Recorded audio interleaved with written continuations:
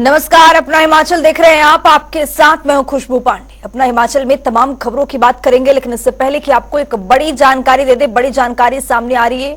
शिमला संसदीय क्षेत्र को लेकर अहम बैठक, मुख्यमंत्री सुखविंदर सिंह सुक्खू भी मौजूद है, कांग्रेस प्रत्याशी विनोद सुल्तानपुरी भी शामिल है। लोकसभा और विधानसभा उपचुनाव को लेकर इस बैठक में मंथन किया जा रहा है। ये बड़ी जानकारी से आपको रूबरू करा रहे हैं।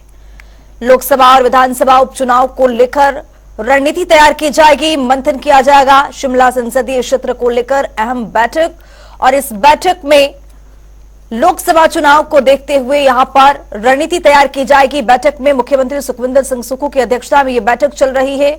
विधानसभा उपचुनाव को लेकर इस पर मंथन किया जाएगा।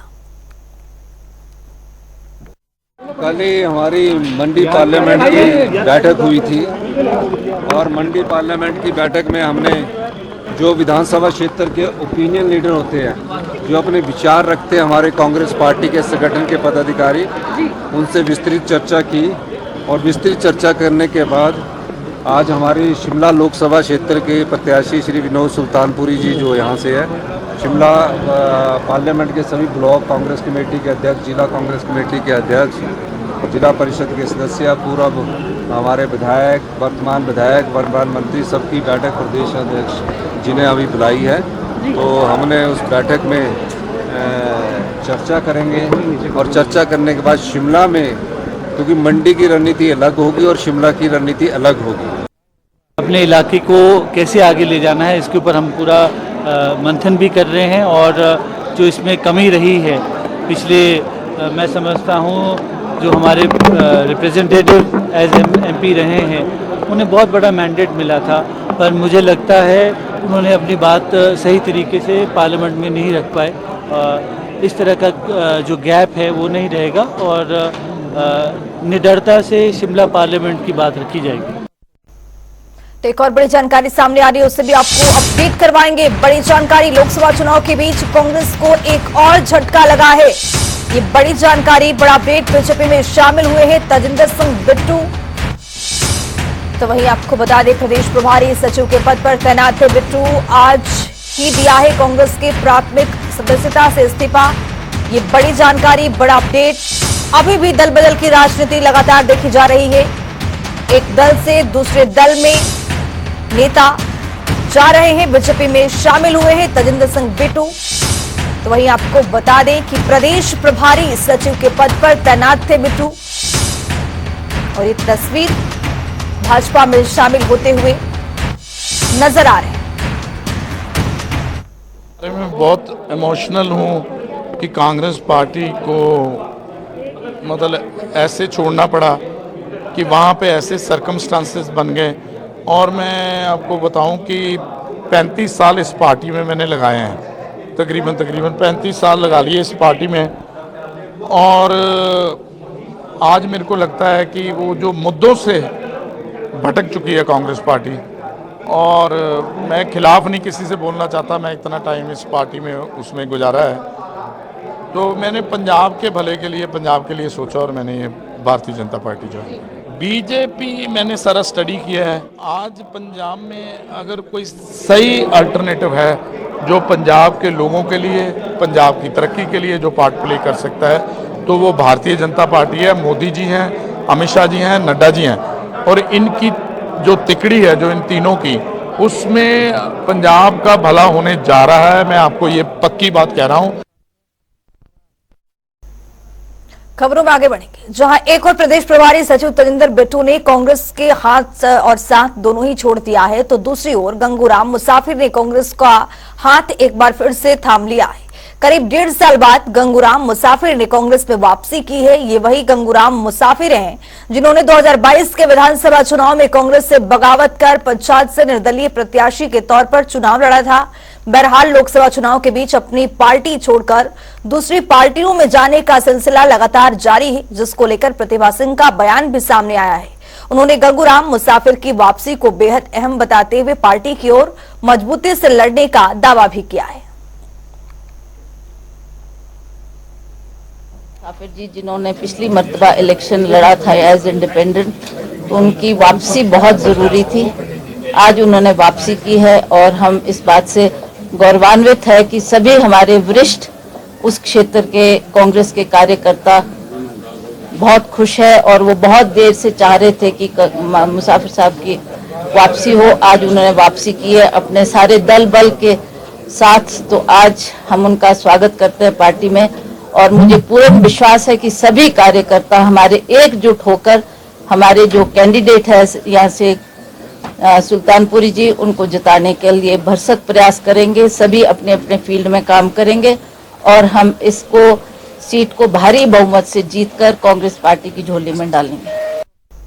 तो एक बड़ी जानकारी सामने आ रही है, उससे भी आपको रूबरू कराएंगे। बड़ी जानकारी, बड़ा अपडेट। मुख्यमंत्री सुखविंदर सिंह सुक्खू का बीजेपी सांसदों पर निशाना देखा गया है।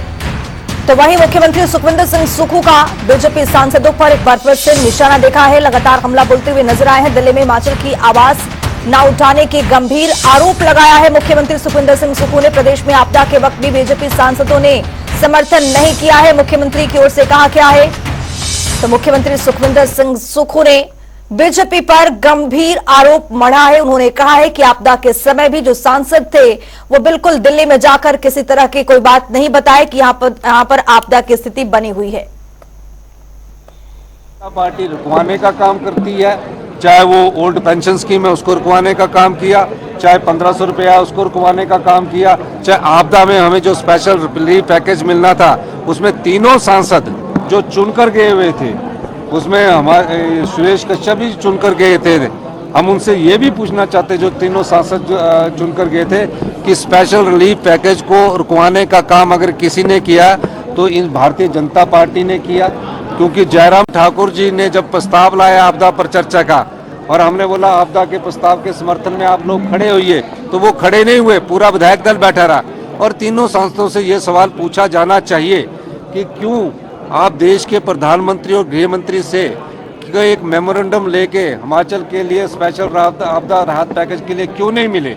इस सवाल का जवाब ये सांसद सुरेश कश्यप दे कि आप ये बताइए, जब प्रदेश की सबसे इतिहास की सबसे बड़ी तबाही का मंजर था तो सांसद सुरेश कश्यप जी कहाँ छिपे हुए थे, भारतीय जनता पार्टी के जो विधायक दल के नेता वो कहाँ छुपे हुए थे। इन बातों का जवाब हम जनता की अदालत में ले जाएंगे। मंडी संसदीय क्षेत्र से बीजेपी के प्रत्याशी कंगना रनौत एक बार फिर से मंडियाली भाषा में संवाद करती हुई नजर आई। दरअसल कंगना रनौत ने अपने निवास स्थान पर सरकाघाट विधानसभा क्षेत्र के पंचायत प्रतिनिधियों के साथ बैठक की। इस दौरान अपनी स्थानीय बोली मंडियाली में बोलते हुए कंगना ने कहा कि आज देश में प्रधानमंत्री नरेंद्र मोदी की लहर है, लेकिन वो मोदी लहर के चलते 1-1.5 लाख की लीड से नहीं, इससे कहीं अधिक लीड के चलते संसद पहुंचना चाहते हैं। इसके अलावा आज भी कंगना रनौत नाचना और बलह विधानसभा के दौरे पर रहेंगी और जनसभाओं को भी यहां पर संबोधित करती हुई नजर आएंगी।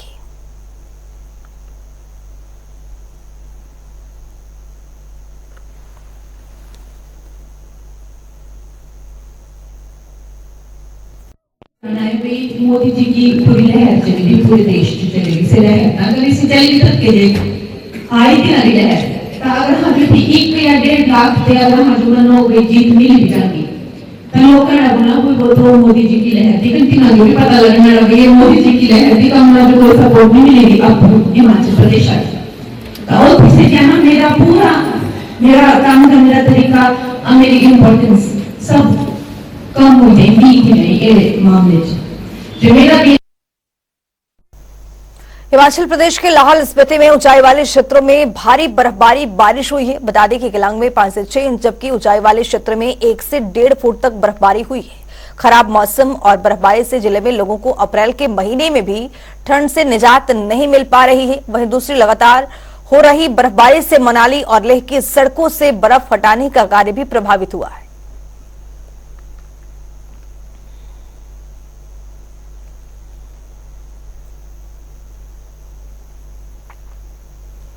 सोलन शहर और हाईवे किनारे इन दिनों अतिक्रमण की समस्या बढ़ती जा रही है, जिसके चलते उच्च न्यायालय ने 21 मार्च को जिला प्रशासन सोलन को आदेश दिए थे कि हाईवे किनारे बैठे अवैध रेहड़ी पटरी वालों को जल्द वहां से हटा दिया जाए ताकि दुर्घटनाओं का सिलसिला भी कम हो सके। अतिक्रमण हटाने को लेकर बनी कमेटी ने आज से अपना काम शुरू कर दिया है और प्रशासन की टीम जेसीबी लेकर मौके पर पहुंची और हाईवे किनारे लगी रेहड़ी फेड़ी को भी हटाया गया है।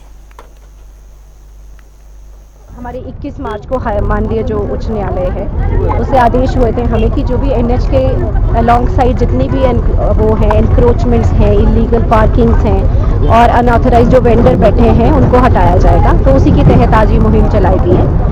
इनको पहले ही मुश्ती मुनादी करके मतलब प्रोक्लेमेशन काइंड ऑफ करके इनको पहले ही हमें नोटिस दे दिया गया था कि ये इसको हटा दें। तो आज इनको प्रायर इन्फॉर्मेशन के बाद इनका ये हटाया जा रहा है। देखिए ये 1-2 दिन हमारी ये ड्राइव चलेगी। तो हमारा जो भी है शमलेच तक जितना एरिया और पीछे चंबा घाट तक और सलोगड़ा तक जितना भी हमारा एरिया आता है उसके एनएच के साथ जितने भी इलीगल जो वेंडर्स बैठे हैं उन सबको हटाया जाएगा। अवैध पार्किंग है जैसे रेवॉन में आप देख सकते हैं तो बहुत सारी गाड़ियां जो है वो सर्विस लेन्स में लगी हुई हैं तो उनको भी हटाया जाएगा। लोकसभा चुनाव के मद्देनजर दोनों पार्टियां अपनी अपनी पार्टियों की उपलब्धि गिनवाने में जुटी हुई है। इसी को लेकर बीजेपी प्रवक्ता शैलेंद्र गुप्ता ने कहा कि डबल इंजन की बीजेपी सरकार ने ऐतिहासिक शिमला संसदीय क्षेत्र के विकास में भी इतिहास रचा है। साथ ही उन्होंने कहा कि सांसद सुरेश कश्यप के बेहतरीन समन्वय के कारण शिमला संसदीय क्षेत्र का नाम पूरे भारत में चमक रहा है। हर क्षेत्र का चहुमुखी विकास भाजपा के कार्यकाल में हुआ है। वहीं उन्होंने आगामी चुनाव में दावा किया है कि शिमला संसदीय क्षेत्र में बीजेपी रिकॉर्ड जीत हासिल करेगी। 10 वर्ष में जिस तरीके से शिमला संसदीय क्षेत्र में विकास की गंगा बही है, एक कीर्तिमान स्थापित हुआ है।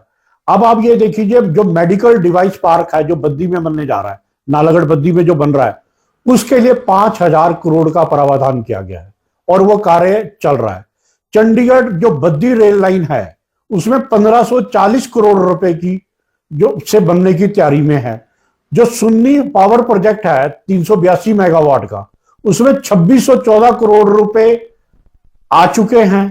परमाणु शिमला 4 लाइन में 2730 करोड़ रुपए का लगभग बन के तैयार हो चुका है। आईएम धौला कुआं जो आईएम बना है वो 309 करोड़ रुपए का, वो उसमें क्लासेस चल रही हैं और वो अच्छे स्तर पे कार्य कर रहा है। रेणुका बिजली डैम में 6946 करोड़ रुपए का, और उससे रेणुका बिजली डैम से बहुत 2-3 स्टेटों को उसका फायदा होगा।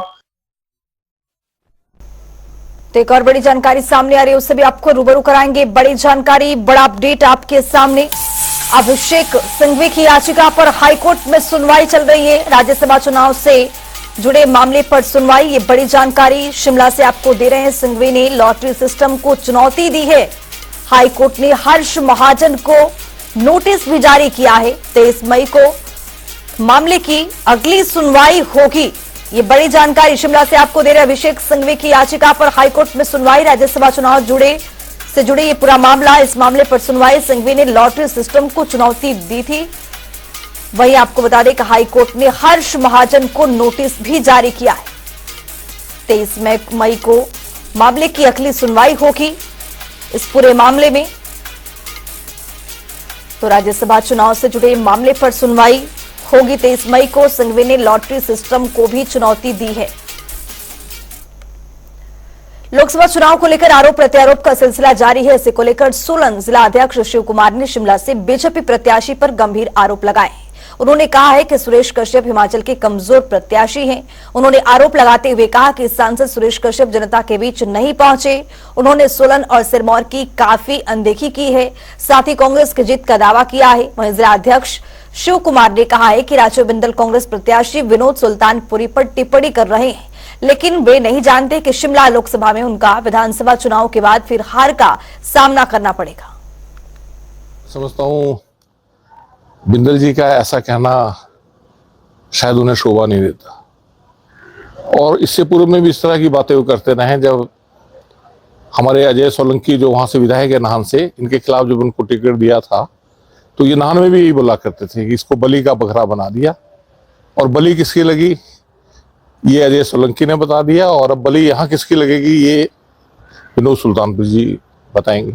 सुरेश कश्यप जी एक ऐसे सांसद यहाँ से रहे जिनके 5 साल में लोगों को दर्शन करने दुर्लभ हो गए थे, और जहां भी वो जा रहे हैं लोग उनसे इसी तरह के प्रश्न पूछते हैं कि 5 साल आप कहाँ रहे।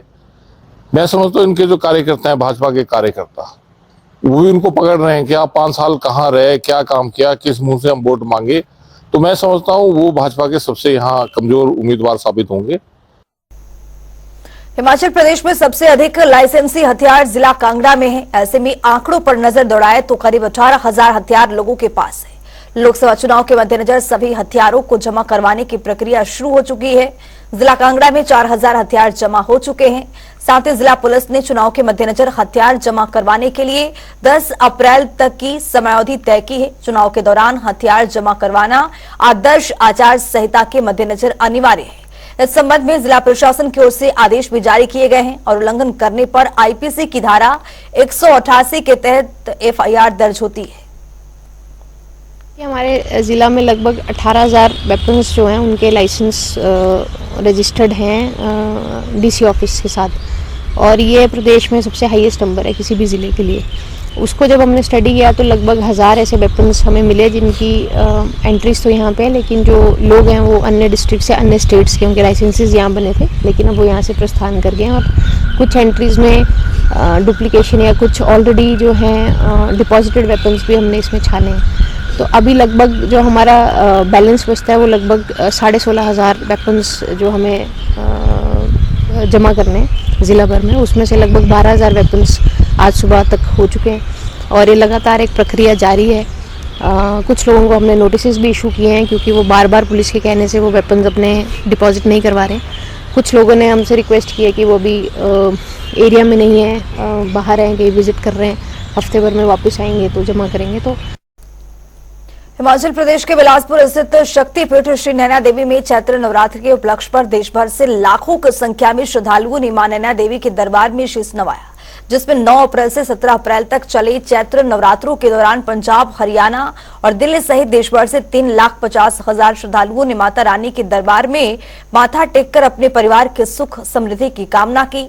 साथ ही इसमें मां के दर्शन में 1.5 करोड़ के करीब चढ़ावा भी चढ़ाया गया है, जबकि लगभग 13 किलो चांदी और 85 ग्राम के करीब सोना श्रद्धालुओं ने माता के चरणों में अर्पित किया है।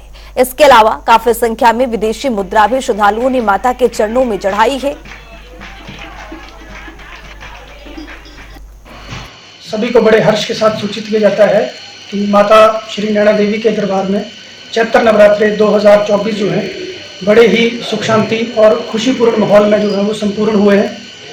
इन नवरात्रों में लगभग 3.5 लाख के आसपास श्रद्धालुओं ने माता जी के दरबार में हाजिरी भरी, माता का आशीर्वाद लिया। मंदिर न्यास को लगभग 1.5 करोड़ के 1.25 करोड़ के आसपास जो है वो चढ़ावा प्राप्त हुआ। इसके साथ ही 80 से 90 ग्राम के आसपास सोना माता के दरबार में चढ़ा और कोई 8 किलो के आसपास जो है वो चांदी माता के दरबार में श्रद्धालुओं द्वारा चढ़ाई गई। जय माता दी। हम चंडीगढ़ से राम दरबार से आए हैं जी, और हमने माता रानी से मनोकामना मांगी थी हमारे संजू भाई के सहयोग से कि हे माता रानी, मेरे मोहल्ले का और मेरे एरिया राम दरबार के जो बच्चे नशों में लगे हुए हैं, हम आपसे प्रार्थना करेंगे जल्दी जल्दी हमारा नशा मुक्त राम दरबार हो और धर्मयुक्त राम दरबार हो। इसी मनोकामना को पूर्ण करने के लिए हमने 9 व्रत भी रखे थे और उपासना की माता की, और नैना देवी से जोत लेके आए हैं और पंडित जी को हम जोत दोबारा यहाँ देने आ रहे हैं। कन्हैया जी को साथ लेकर आए हैं मां नैना जी के दर्शनों के लिए। जय माता दी। हिमाचल प्रदेश के बद्दे से हिट एंड रन का केस सामने आया है, जहां एक बोलेरो गाड़ी ने बाइक सवार को टक्कर मारी और मौके से फरार हो गया। हादसे में घायल युवक को अस्पताल में भर्ती करवाया गया है, जहां से उसे पीजीआई रेफर कर दिया गया है, लेकिन करीब 40 मिनट के बाद युवक ने बद्दी अस्पताल में ही दम तोड़ दिया, जिसके बाद परिजनों ने आरोप लगाया है कि समय पर इलाज न मिलने से युवक की मौत हो गई है। वहीं बद्दी के डीएसपी ने बताया है कि घटना हरियाणा के लिए है, इसलिए हरियाणा पुलिस इसकी जांच पड़ताल कर रही है। जल्द ही आरोपी को गिरफ्तार कर लिया जाएगा।